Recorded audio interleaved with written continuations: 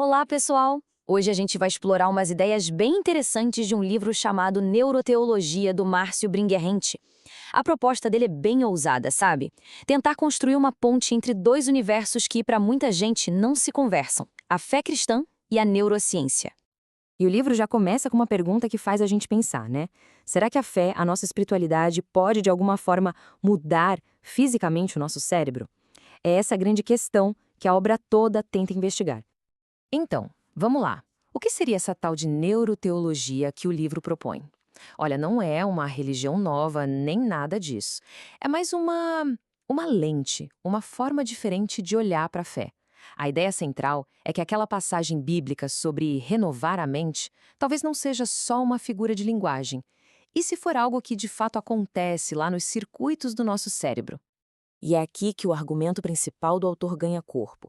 Ele começa a traçar uns paralelos bem diretos, bem ousados mesmo, entre conceitos da Bíblia e da neurociência. Olha só que interessante a conexão que ele faz.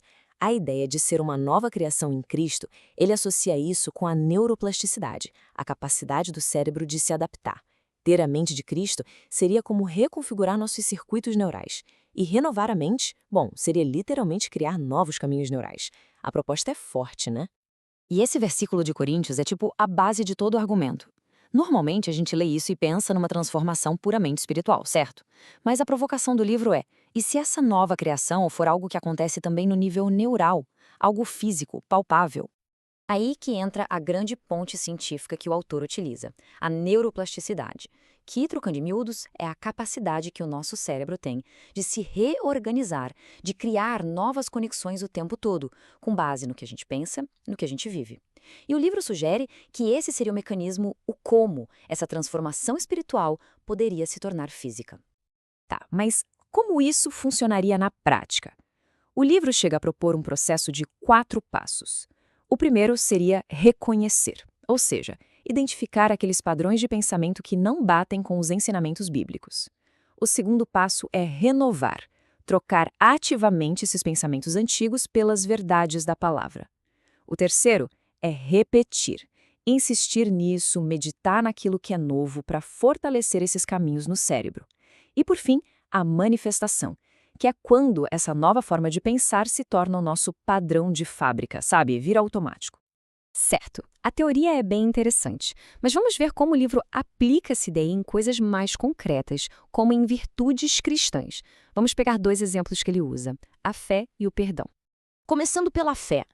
A Bíblia define fé como a certeza do que se espera e a prova do que não se vê. Como que o autor leva esse conceito para o campo do cérebro? Pois é, na visão neuroteológica do livro, a fé deixa de ser só um conceito abstrato, uma crença. Ela é apresentada como uma força ativa, algo que pode, de verdade, mexer com o funcionamento do nosso cérebro.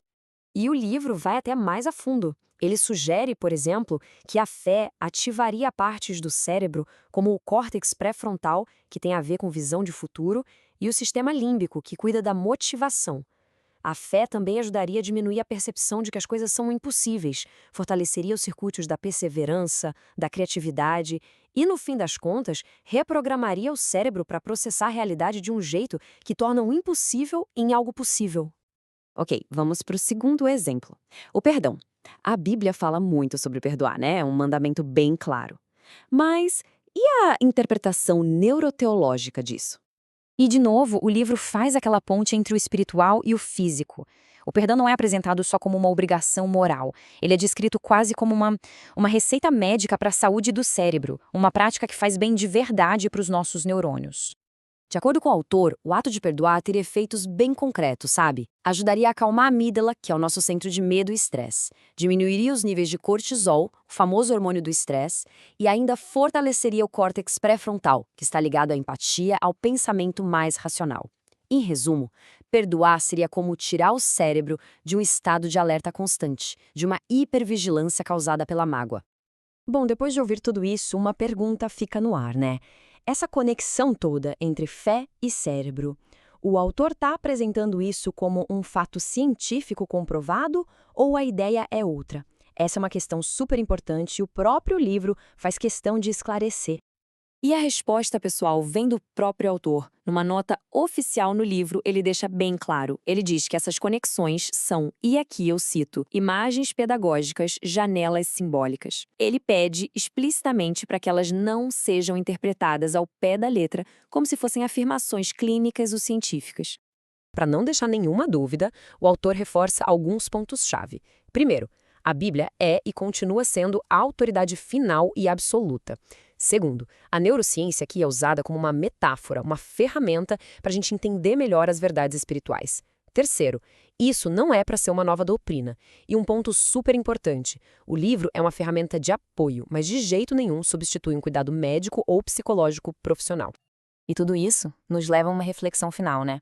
Independentemente de ser uma metáfora ou um mecanismo real, de que forma essa ideia de olhar para a espiritualidade por uma lente neurológica pode impactar a caminhada de fé de alguém?